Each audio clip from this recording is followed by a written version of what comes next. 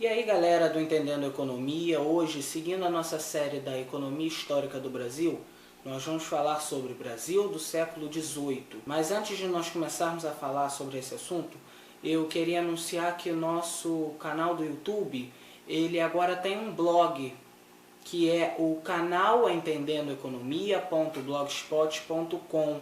Eu estou deixando o link aqui embaixo, tá? Lá você encontra indicadores, taxas, índices, também todos os nossos vídeos estão armazenados lá. Em breve vão ter fotos de bastidores, informações adicionais, muita coisa legal, vale a pena conferir. E nesse blog também você encontra o meu Twitter, que acaba servindo como divulgador do nosso canal, que é o @gpduarte98, então dá uma conferida lá. E agora você tem várias maneiras de mandar perguntas para o nosso canal. Lembrando que a dúvida que você tenha, você pode colocar como comentário no YouTube, mandar para o e-mail que é o gabrielpduarte98@gmail.com. Você pode mandar uma pergunta no Twitter, mandar uma pergunta pelo Facebook e também mandar uma pergunta como comentário lá no nosso blog, canal entendendoeconomia.blogspot.com. Bom, vou dar aquele recado que é de costume, que eu falo aqui antes de começar o vídeo, é que para você que ainda não viu Portugal do século XV, Brasil do século XVI e Brasil do século XVII, estou deixando os links aqui para você ver esses vídeos antes de assistir o Brasil do século XVIII, porque é importante que você entenda todo o processo histórico que gerou a situação do Brasil no século XVIII, tá ok? No último vídeo a gente viu que o século XVII não foi muito bom para Portugal.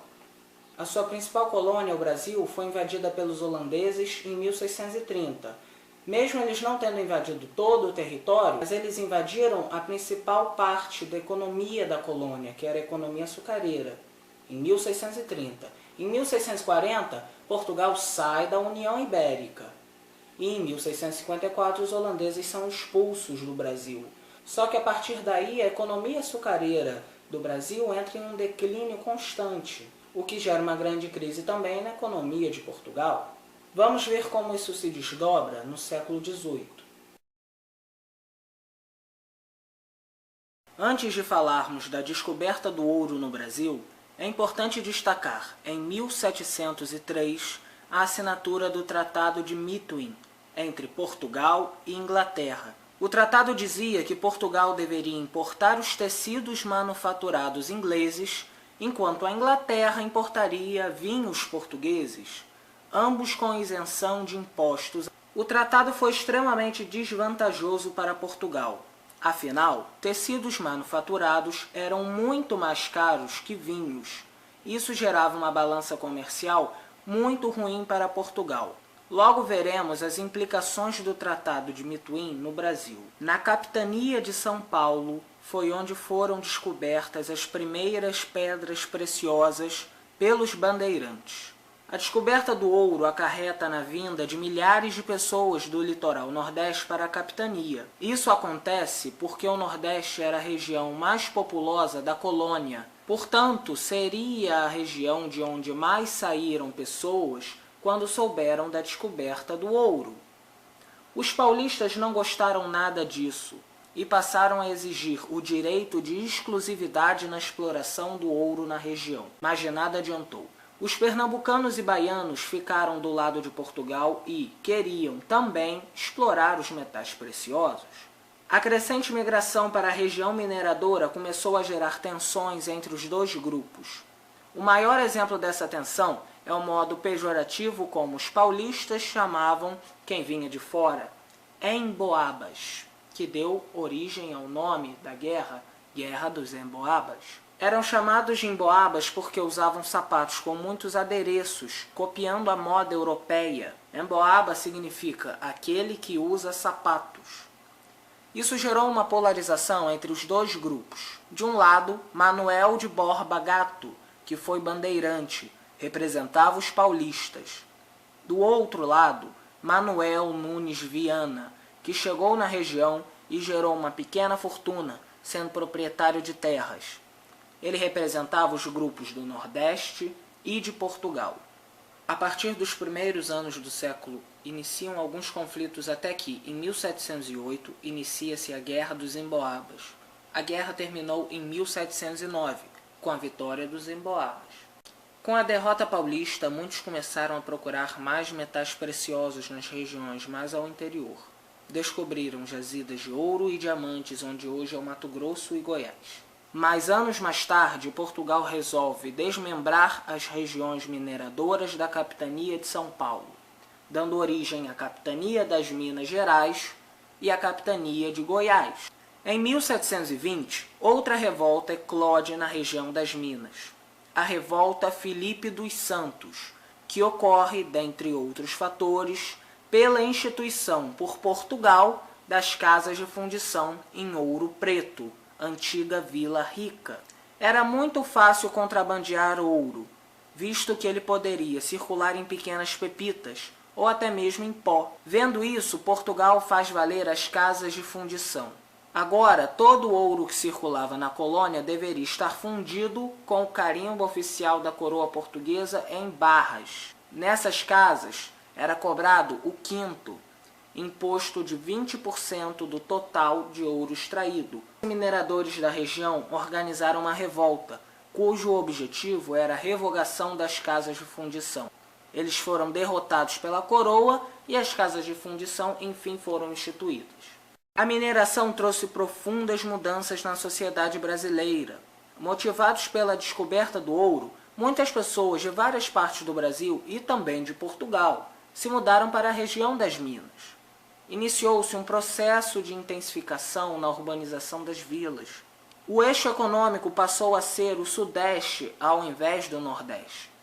Agora, com vilas de porte médio, criava-se a necessidade de centros urbanos, gerando mais empregos e ocupações, como alfaiates, barbeiros, surgimento de pequenos comércios, mercadinhos. A região ganha tamanha relevância no cenário colonial que a capital foi transferida em 1763 para o Rio de Janeiro, que era onde deveria ser escoado a produção de ouro trazida da Capitania de Minas Gerais. A mineração cresceu muito até os 30 primeiros anos do século XVIII. Atingiu seu ápice nos anos 40 e, a partir dos anos 50, iniciou o declínio que dura até o final do século. Isso acontece porque o ouro antes achado era o chamado ouro de aluvião, que é o ouro encontrado no leito dos rios, de muito mais fácil extração. Com a intensa exploração, esse tipo de ouro entra em escassez, e explorar minas é muito mais difícil e custoso do que explorar o ouro de aluvião. Portugal não entendia a razão do declínio da produção mineradora. Eles achavam que a sua colônia era uma fonte infinita de recursos. A coroa acha que esse ouro está sendo roubado ou pirateado. A cobrança de impostos e a fiscalização passa a ser ainda mais intensa. Foi instituída a derrama. A Capitania de Minas Gerais deveria enviar 100 arrobas, ou seja, 1.500 quilos de ouro todo ano para Portugal. Se esse valor não fosse obtido, era feita a derrama, que era a compensação do que faltava na forma de confisco de bens dos chamados homens bons. A intensificação da fiscalização gera um descontentamento geral dos proprietários de terra e dos mineradores. E isso acarreta, em 1789, na Conjuração Mineira. Não entraremos em detalhes da revolta, pois, como dissemos no primeiro vídeo, procuraríamos nos restringir aos aspectos econômicos. A revolta foi reprimida e acabou com a execução de Joaquim da Silva Xavier, nosso conhecido Tiradentes. No mesmo ano, 1789, ocorre a Revolução Francesa. Em 1798, acontece outra revolta, mas dessa vez em Salvador.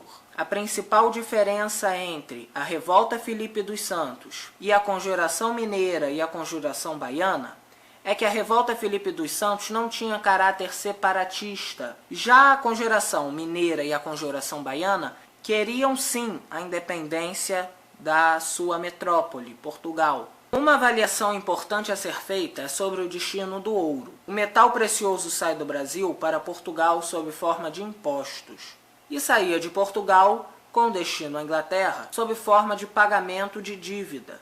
Como dissemos no começo do vídeo, o Tratado de Methuen acabou com o equilíbrio já fragilizado da balança comercial entre Portugal e Inglaterra.